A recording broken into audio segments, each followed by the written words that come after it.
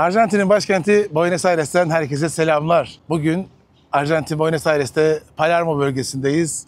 Şimdi burada hem biraz yürüyüş yapıp hem de size Arjantin'e gelirken veya Arjantin'e ilk geldiğinizde dikkat etmeniz gerekenlerle ilgili ufak bir video yapacağım. İyi seyirler. Şimdi Arjantin'e gelmeden önce kısmıyla başlayıp geldikten sonra havalimanına indiğiniz andan itibaren işinize yarayacak bilgiler vereceğim.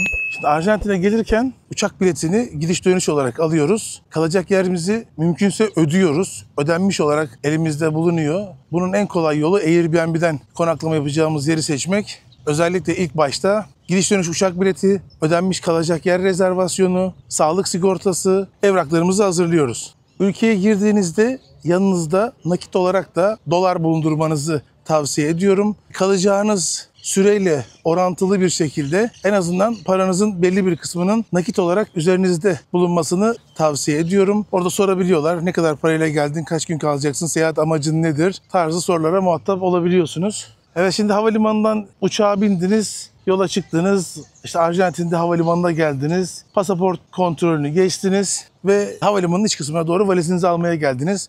Valizinizi aldıktan sonra Buenos Aires Ezeiza Havalimanı'ndan şehir içine ulaşmak istediğinizde Neo ve Tienda Leon firmalarını kullanabilirsiniz. Bu firmaların yaklaşık 8-10 dolar arası bir ücreti var. Bu firmalar Ezeiza Havalimanı'ndan Obelisco, Retiro ve Palermo'daki iç havalimanı olan Aeroparque'ye geliyorlar.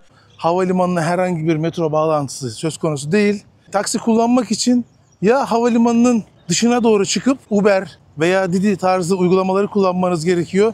Ya da havalimanının hemen içinde dış kapıdan çıkmadan önce Taksi Ezeiza var. Taksi Ezeiza'dan bir taksi çağırıp orada ödemeyi kredi kartıyla veya nakit yapabiliyorsunuz.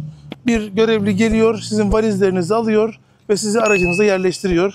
Gayet kaliteli bir hizmet almış oluyorsunuz. Ama derseniz ki ben Didi ile veya Uber ile geleceğim, o zaman da havalimanının otoparkının dışına çıkıp oradan şoförle buluşmanız gerekiyor. Havalimanından şehir yaklaşık 30 kilometre. Ezeiza Havalimanı'ndan şehir merkezi işte Palermo, Belgrano bölgeleri 20-30 dolar arasında tutuyor. Havalimanına geldiğiniz zaman sarı taksi kullanmanızı çok tavsiye etmiyorum. Eğer sarı taksi kullanmak zorunda kalırsanız da ücreti önceden anlaşıp o şekilde binmenizi tavsiye ediyorum. Dediğim gibi ücretler hani maksimum 30 dolar gibi düşünebilirsiniz kafanızda. 50-60 dolar gibi fiyat biçen olursa binmeyin. Biraz daha bekleyin veya dediğim gibi taksi Ezeiza'dan taksi çağırıp orada kredi kartıyla ödeme yapıp o şekilde şehir merkezine kalacağınız, konaklama yapacağınız yere gelebilirsiniz. Özellikle ilk gelişte konaklama yapacağınız yeri Airbnb'den kiralamanızı tavsiye ediyorum. Daha sonrasında burada Airbnb'den de devam edebilirsiniz. Emlakçılardan da kısa vadeli veya uzun vadeli eşyalı ev kiralaması yapabilirsiniz. Kiralık oda fiyatları 350 dolarla 500 dolar arasında değişiyor.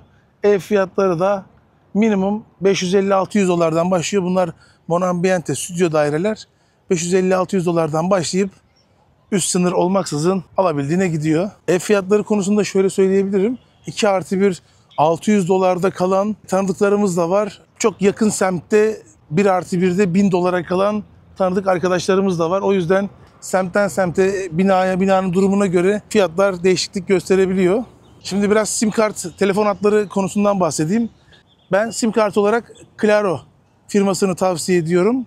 Kendim de 2 senedir kullanıyorum, gayet memnunum. Sim kartları alışveriş merkezlerinden veya büyük caddelerden, mağazalardan temin edebilirsiniz. Evet, Claro'dan sim kartı kredi kartıyla alabiliyorsunuz. Nakit ödeme yapamıyorsunuz. Yaklaşık 15 dolar civarı bir ödemesi var. 20.000 peso.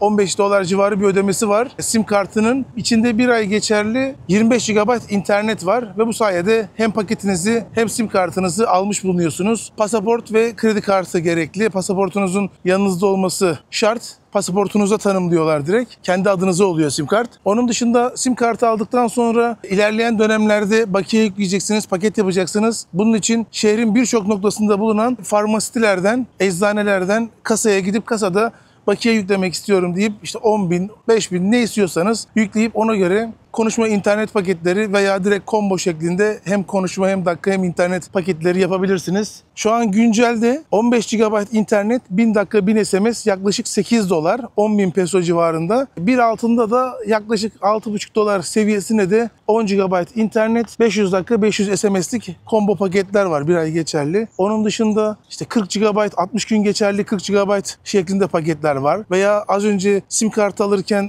bahsettiğim gibi yaklaşık $15'a 25 GB alıp kullanabileceğiniz paketler de mevcut. Havalimanından ilk geliş anında bahsetmiştim. Tekrar bir değineyim. Şehir içi ulaşımda kullanacağımız 2 tane uygulama var. Birisi Uber, birisi Didi. Bunlar ikisi de taksi aplikasyonları ve aralarında bir rekabet var. O yüzden rekabetten dolayı anlık aynı mesafeye gidecek bile olsanız fiyat farkları oluşabiliyor. Yani bir yere 10.000 pesoya X uygulamayla gideceğiniz zaman ne bileyim Didi ile 6.000'e gidebiliyorsunuz. Benzer kalite hizmet veriyorlar. Yani hizmet kalitesi açısından bir fark yok. Ama ücret olarak anlık ücrette aynı mesafe arasında bayağı fark eden durumlar oluyor. Arjantin'de yaşarken özellikle dolar bozdurma konusunda şehirdeki kambiyo ofislerini kullanabilirsiniz. Şu an resmi kur ile Blue dolar kuru neredeyse eşitlendiği için aradaki makas kapanmış durumda. Dolar Blue Hoy yazarak güncel değeri bulup döviz bürolarıyla kıyaslayıp aklınıza yatan bir döviz bürosundan para bozdurma işlemini yapabilirsiniz. Döviz bürolarında rahatlıkla para bozdurabilirsiniz. Eskisi gibi bir kur farkı kalmadı. Kredi kartı kullanımında da keza aynı şekilde resmi kurla kara borsa kuru eşitlendiği için herhangi bir ekstra fark kalmadı. Eskiden işte örnek veriyorum bir alışveriş yapıyordunuz, $10 değeri varsa iki kur arasındaki farktan dolayı sizin kartınızdan daha fazla tutar çekilmiş oluyordu ama artık eşitlendi. O yüzden o konuda da bir rahatlık oldu. Yani para bozdurmak için Florida Caddesi'ndeki kara borsacılara ihtiyacınız yok. Onlar da komisyoncu. Normalde diyelim $100, 130 bin peso iken sizlere 127, 128 diyerek aradaki 1000-2000 peso ile onlar da komisyonlarını alıp kar etmeye çalışıyorlar. Pasajların içerisindeki döviz bürolarına eşlik edip o şekilde komisyonlarını almaya çalışıyorlar. Uzun dönem ev kiralamak için kaldığınız Airbnb'de ev sahibine de söyleyebilirsiniz. Ben 6 aylık, 1 senelik tutmak istiyorum gibisinden veya emlakçılardan kiralama yapabilirsiniz. Onun dışında Argenprop, Zonaprop, Mercado Libre gibi sayfalardan evleri bulup ev sahipleriyle veya emlakçılarla iletişime geçebilirsiniz. Ayrıca Türkiye'de olduğu gibi burada da Remax tarzı emlakçılar var. Onlara da gidip veya direkt Remax'ın internet sayfasından da ev fiyatlarına bakıp iletişime geçebilirsiniz. Şu an havalimanına çok yakınım. Havalimanı hemen yan taraf. Palermo'daki Jorge Newbery Havalimanı. O yüzden arkada uçak sesleri geliyor. Şu an neredeyse market fiyatları Türkiye ile aynı. O yüzden Arjantin'de market fiyatları ve yaşam maliyetleri nasıl diye soruyorsanız Arjantin şu an uygun fiyatlı bir ülke değil. Şu an Türkiye ile aynı şartlarda. İşte buradan bir takım ekstraları, işte sosyal hayatı, İspanyolca eğitimi veya işte doğa ziyaretleri gibi nedenlerle geliyorsanız ideal diyebilirim ama Arjantin ucuz bir yaşam şekli için tercih edilecek bir ülke değil. Burayı Asya ülkeleri, bir Bali, bir Vietnam, bir Tayland gibi ülkelerin yaşam maliyetleriyle kıyaslayamazsınız. Burayı Türkiye ile kıyaslayabilirsiniz. Bana soranlara Türkiye'den %15 daha pahalı gibi düşünün. Düşük gelirse memnun olursunuz. Düşük gelmezse de şok olmazsınız tarzında açıklama yapıyorum. Çünkü dışarıda ortalama yediğiniz herhangi bir şey $10, $11, $12'dan başlıyor, gidiyor. O yüzden Arjantin çok ucuz diye düşünüp gelemezsiniz ama Arjantin enflasyon altında boğuluyor gibi de düşünemezsiniz. Arjantin o şimdi yoğun enflasyon dönemini attı. Şimdi aylık %1,5 enflasyonlarla devam ediyor. Arjantin'de sosyal yaşam ve güvenlik konusuna değineyim. Arjantinliler çok sosyal insanlar. Türklere karşı çok sıcakkanlılar. Özellikle Türk'üm, Türkiye'den geliyorum dediğiniz zaman size sempatiyle yaklaşırlar. Sohbet, muhabbet etmeyi çok severler. Dost canlısı ve yardımsever insanlar. Güvenlik konusunda da özellikle kalabalık yerlerde, turistik noktalarda çantanıza, cüzdanınıza ve telefonunuza dikkat etmenizi tavsiye ederim. Çok cadde üzerinde bir yerde oturuyorsanız telefon, tablet, cüzdan gibi değerli eşyalarınızı masada bırakmamanızı tavsiye ederim. Arjantin'de dil eğitimi almak isterseniz burada size önerebileceğim başlıca dil okulları Hibra, Vamos, Ketal, Expanish ve Cui diye yazıyor. Cui olacaktır. Bunlardan fiyat performans olarak istediğinizi seçebilirsiniz. Yani hepsinin fiyat baremleri farklı, saat aralıkları farklı. Bütçenize uyanı seçebilirsiniz. Burada size aralarından Hibra'yı tavsiye edebilirim. Diğerlerini de araştırıp kendinize en uygun olanı tercih edebilirsiniz. Arjantin'de üniversite eğitimi için aranan dil şartlarından bahsedeyim. Buenos Aires Üniversitesi ve Arjantin'deki devlet üniversiteleri genelde C1 seviyesi dil yeterlilik isterken özel üniversiteler B2 seviyesini kabul etmekte. Ona göre bir planlama yapıp tercihte bulunabilirsiniz. Burada üniversite öncesinde dil sınavları var. O dil sınavlarını geçmeniz bekleniyor. Sadece ben dili biliyorum demeniz yeterli değil. Hem özel üniversitelerde hem de devlet okulunda bir dil sınav sonucuna ihtiyacınız var.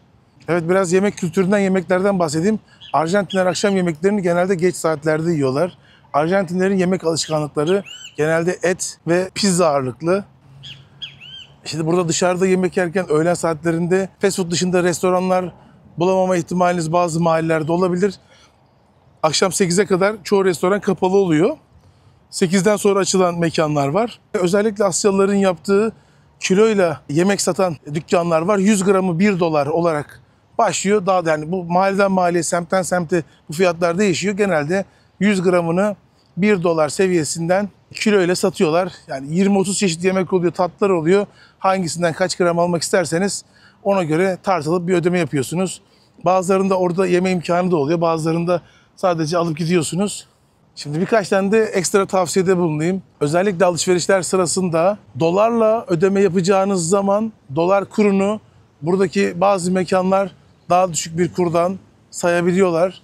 Paranızı olabildiğince kullanacağınız ölçüde pezoya çevirip alışverişlerinizi pezo olarak nakit yapmanızı tavsiye ederim. Burada çoğu restoranda nakitte %10 ekstra bir indirim yapılıyor. Onun dışında dediğim gibi dolar kurunu hesap ederken şu an 1 dolar 1300 peso iken işte denk geldiğimiz mekanlarda 1 doları 1000 pesodan sayan mekanlara denk geliyoruz. Veya indirimli bir ürün aldığınızda kasaya geldiğinizde size o ürünün indirilmiş satılıp satılmadığını kontrol etmenizi tavsiye ediyorum. Çünkü bu da burada bizim veya arkadaşlarımızın başına gelen bir şey olabiliyor.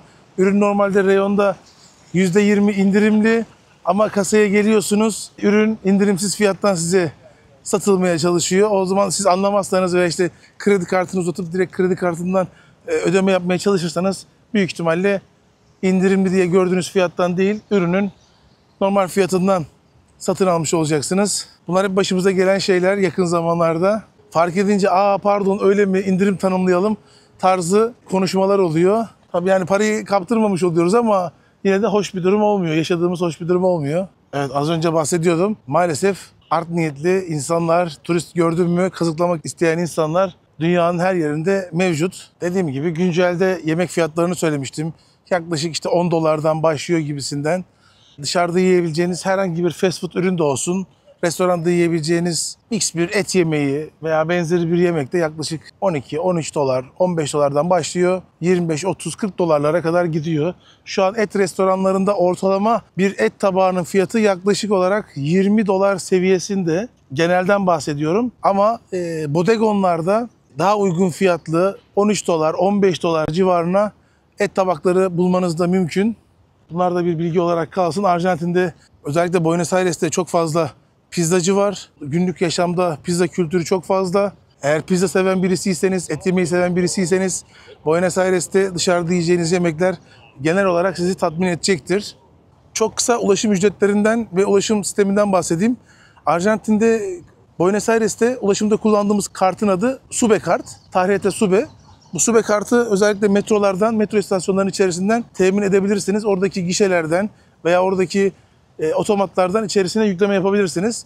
Aynı zamanda şehir içerisindeki dışında Sube yazan küçük kioskalardan da kartınıza bakiye yükleyebilirsiniz. Şu an metro ulaşımı turistler için yaklaşık 1600 peso, otobüste 800-900 peso civarında. Eğer uzun süre Arjantin'de konaklama yapacaksanız Sube kartınızı pasaportunuza entegre ettiğinizde, pasaportunuzla senkronizasyon yaptırdığınızda bu sefer indirimli halde kullanmış oluyorsunuz. Otobüslerde yaklaşık 600 peso, metro ulaşımlarında da subdelerde de yaklaşık 1031 peso güncel rakam olarak kartınızdan bakiye çekiyor. Temassız kredi kartlarınızı metro istasyonlarında turnikelerde kullanıp ödeme yapabiliyorsunuz, geçiş yapabiliyorsunuz. Arjantin'de otobüs ulaşımında şöyle bir ayrıntı var, onu belirteyim.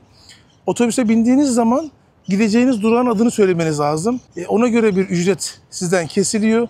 Yani şoför size bakar, size bakma amacı nereyi söyleyeceğiniz, hangi durağı söyleyeceğiniz, ona göre fiyat tarifesini ekrana yansıtıyor. Siz kartınızı uzattığınızda ona göre ödeme alıyor sistem. O yüzden gideceğiniz yere Google haritalardan bakıp gideceğiniz caddenin adını veya hangi iki caddenin, hangi iki sokağın kesişimi ise onu söylemenizi tavsiye ederim size. Şimdi Arjantin'de para transferleri konusunda Western Union'ı kullanabilirsiniz. Türkiye'deki banka hesaplarınızdan kendi isim soy isminize Western Union yapıp buradaki gişelerden Arjantin pezosu olarak o parayı çekip burada harcama yapabilirsiniz. Özellikle göçmenlikle alakalı herhangi bir işleminiz varsa Türkiye'den buraya yapmış olduğunuz tüm para transferlerini Western Union üzerinden yapmanızı ve fişlerinizi de saklamanızı tavsiye ediyorum.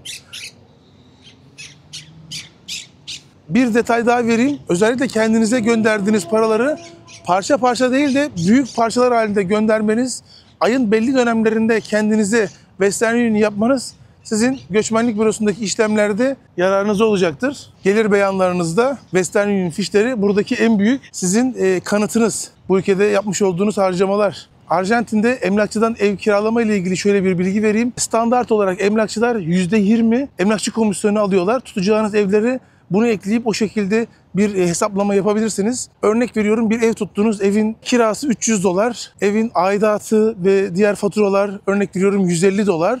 Direkt $450 diye düşünmeyip ilk başta özellikle emlakçıdan kısa dönemli kiralama yapıyorsanız mesela $300'dan tuttuğunuz evi örnek veriyorum 3 aile tuttunuz. 300 çarpı 3 900 %20'si $180 da emlakçı komisyonu vereceğinizi, bunu da yaklaşık ekstra olarak bir $40 da vergi vereceğinizi İVA diye geçiyor. Bunları da hesaba katmanız gerekiyor. Ekstra böyle ek ücretler çıkabiliyor emlakçılardan ev kiralandığı zaman. Standart olarak %20 alıyor emlakçılar. Sadece bildiğim kadarıyla 1 yıl ve daha uzun kiralamalarda bu tutarı düşürebiliyorlar. Evet, hem gölün etrafında bir tur atmış olduk hem de sizlerle işinize yarayacak faydalı bilgiler paylaşmaya çalıştım. Umarım size faydalı olur bu video. Eğer videoyu beğendiyseniz kanala abone olmayı ve videoyu beğenmeyi unutmayın. Arjantin Buenos Aires'ten herkese selamlar. Kendinize iyi bakın. Hoşça kalın.